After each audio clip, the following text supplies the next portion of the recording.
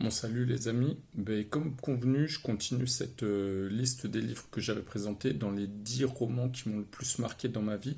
Donc le deuxième livre que j'avais choisi, c'est L'Hérital de Cavana. Voilà, François Cavana. Donc ben, déjà, on va commencer par parler du titre, donc L'Hérital. Alors, petit rappel pour ceux qui ont tendance vraiment à oublier ça, c'est que l'héritage, c'est un mot péjoratif, d'accord? Donc je vois toujours plein de gens qui emploient ce mot sans aucun problème, tout ça. En particulier les amateurs de cinéma bis italien. Je sais qu'ils le font de bonne foi parce que les mecs ils kiffent grave le cinéma italien. Mais voilà, ça reste un mot péjoratif, donc à employer avec modération quand même. Voilà. Bon, donc ce livre, il me parle particulièrement parce que, comme mon nom l'indique, ben, j'ai des origines italiennes. Voilà, mon père est italien. Donc il est arrivé très jeune en France. Donc moi c'est pas un truc que je revendique beaucoup parce que j'ai pas spécialement la culture italienne. Chez moi voilà, on mangeait beaucoup de plats italiens. Sinon ma mère étant française on parlait pas italien à la maison. Donc moi c'est une langue que je maîtrise pas du tout. Euh, voilà, mais il y avait des petits trucs qui me montraient bah, que j'avais des origines étrangères. Je voyais mon grand-père, bah, le français c'était pas toujours ça, il avait un physique relativement typé, voilà. Donc j'ai toujours eu une certaine attirance, une certaine affection, voilà, pour d'autres peuples immigrés, quoi, que je côtoyais. Au collège en particulier, tout ça, je me suis toujours senti proche de ces gens-là, parce que voilà, je sentais qu'il y avait un truc chez moi qui était différent d'autres personnes françaises, voilà. Donc, premier point, dans lequel ce livre, il me parle. Après, voilà, François Cavana, c'est un auteur que j'affectionne particulièrement. C'est un des fondateurs d'Harakiri, avec le professeur Choron, donc un ton contestataire, une liberté de penser, tout ça, beaucoup dans la véhémence. Et là, Cavana, voilà, il incarne une certaine vigueur, une certaine brutalité. Il aime la vie, il y a de la violence, mais une violence voilà, positive, quoi. Je veux dire, c'est un mec qui a la rage, quoi.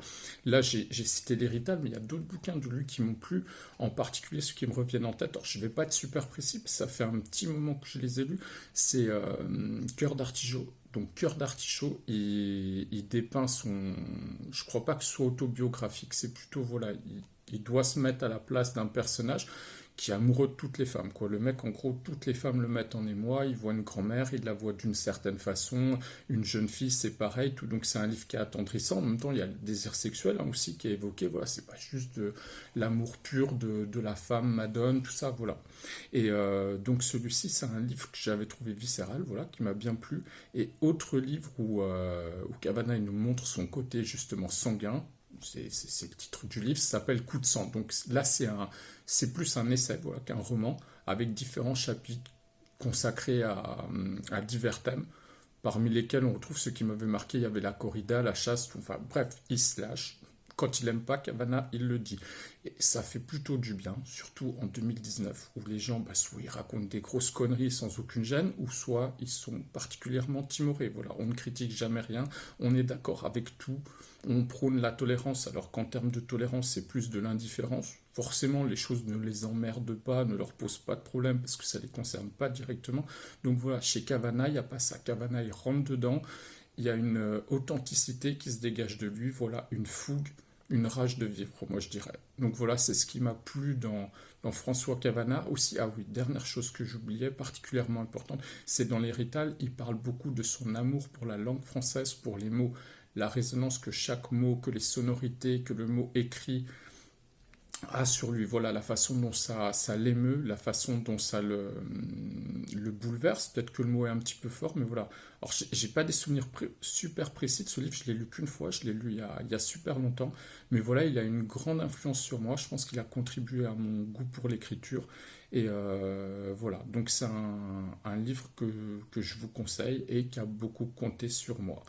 Voilà, je ferai d'autres vidéos de ce style et j'espère que ça s'améliorera au fur et à mesure. Mon but n'est pas d'analyser les livres parce que moi j'ai pas le talent qu'ont certains qui sont très érudits, qui savent bien décortiquer les bouquins. Donc voilà, je vous livre juste rapidement mon expérience express de ces livres. Voilà, comment je les ai perçus, tout c'est très personnel, tout ça.